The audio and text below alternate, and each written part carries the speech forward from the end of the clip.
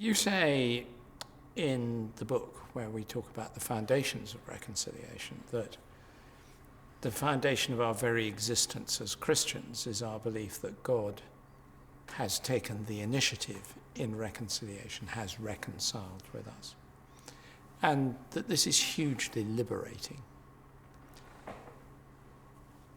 But do you feel that many people live out the reality of this reconciliation?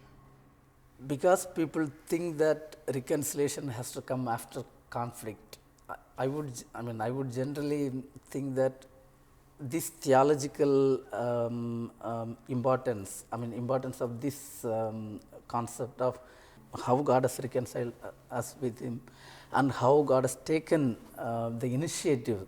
I mean, most of the time, as I see it, this doesn't come out well as we see how reconciliation is understood. So that is something. That's one of the reasons I mentioned that in my book, that in fact it is dangerous that when we dangerous to think that reconciliation is only conflict resolution.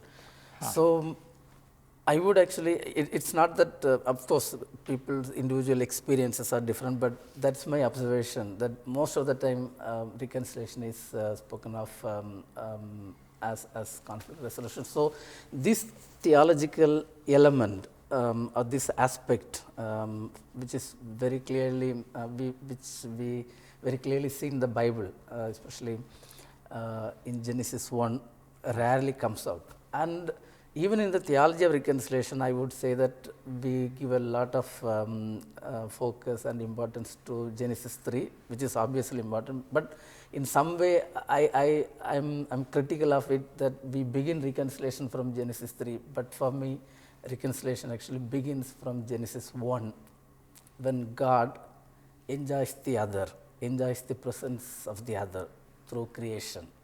And that's the way I see reconciliation, and in that way it also makes reconciliation part of our life and process before we come to the next stage of conflict resolution or repentance. So, but it's God's initiative.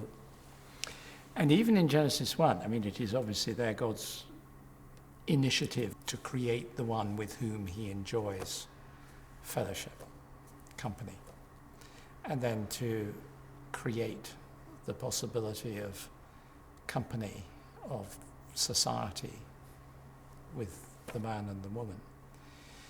There's an element in which, in creation and certainly in redemption, that the New Testament expression, that in Ephesians, that God has broken down the barriers between us, that God is one who through Jesus bursts through boundaries. And we see that in many of the gospel stories. Yes.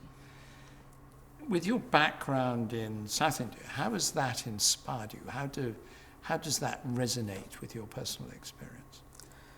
Yeah, obviously, when I begin, though I begin from Genesis 1, the reconciliation, obviously Jesus and what He did, what He said and what He did, that we see in the 4 Gospels, that's really great for me. I mean, in terms of thinking about reconciliation and participating in reconciliation. I would actually say that,